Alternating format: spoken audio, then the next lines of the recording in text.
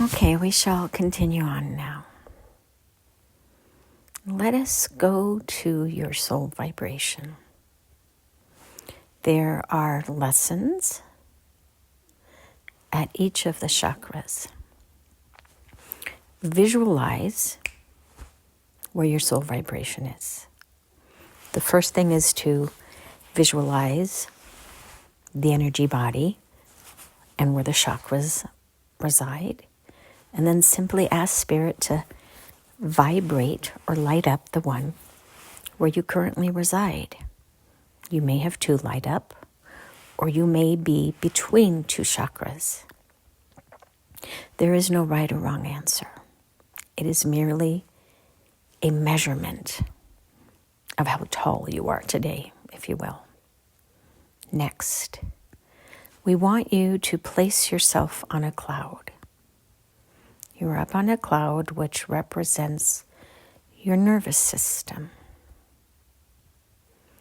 Where is the cloud on the horizon? Is it up high or is it down low?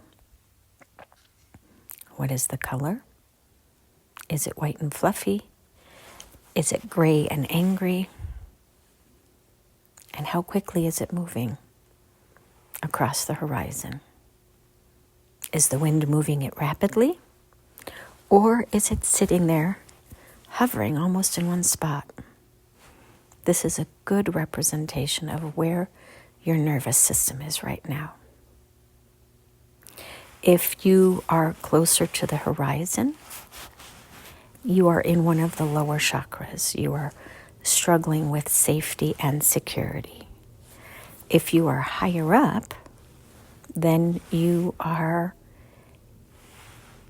residing in the fourth chakra on up, meaning you are heart-based or above that, learning how to authentically speak, integrate and think and perceive through your third eye, as well as experiencing the universe through your crown chakra.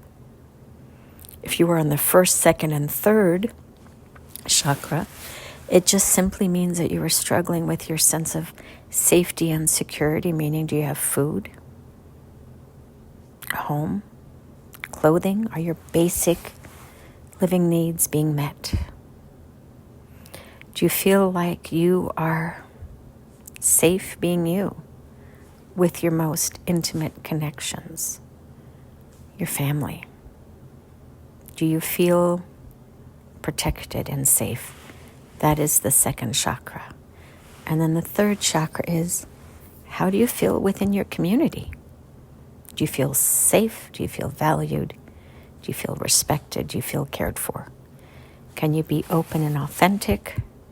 Do you shut down? Do you growl and bark at people? How do you interact with others? Does it feel like there's an even exchange? Do you feel like you overgive?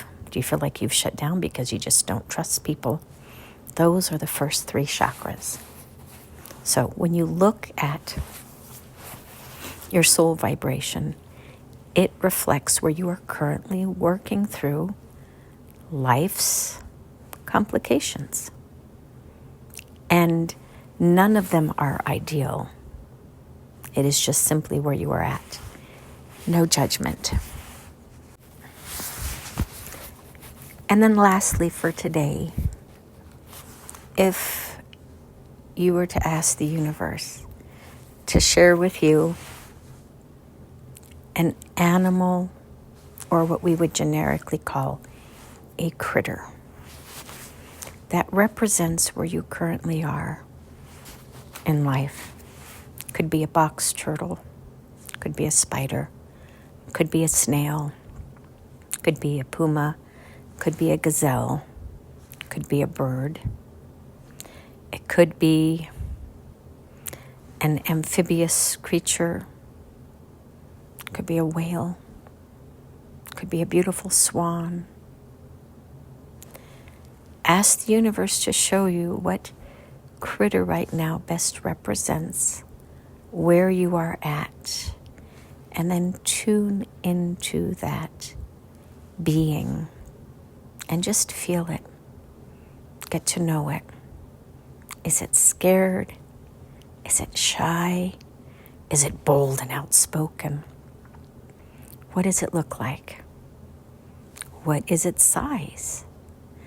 What is its relevance within the human construct and the animal construct? Why is the universe showing you this particular critter? What is it here to teach you?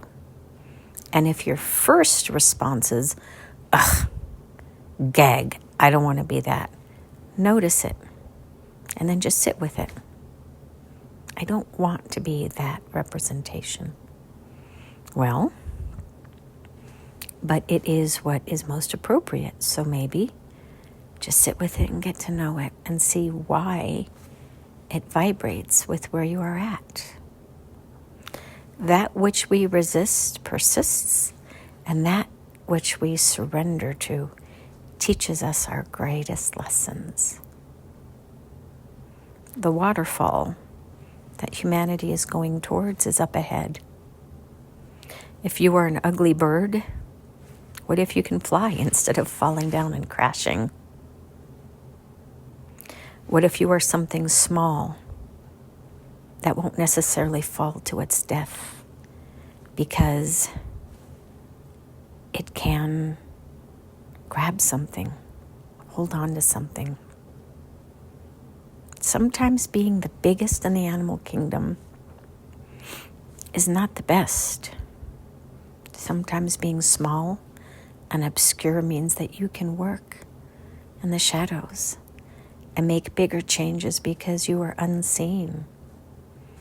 Think of a vole that tunnels underground and rarely pops up to say, hi, here I am. It is much safer and more protected down there, even though its eyesight is poor and it doesn't know how to really survive above ground. But it doesn't mean that it doesn't have purpose. It creates air holes. It brings nourishment to the plants and the beings that are underground. It has purpose. Everything has purpose, even the cockroach. So just figure out what critter best represents you, and then embody that as best as you can. Dress up for it as Halloween, so to speak, because you are proud to be associated with the arachnids, for example. And then just let go of your need to be and be seen in a particular way, and instead relax into, this is who I am, though, at my core. And I don't wish to be what the universe has told me. Instead, I wish to be what I inherently am. And how do I become that? It is not about healing your energetic imprint as much as it is about leaning into it and just becoming it. Becoming familiar with your true essence instead of what you were taught and demanded that you be.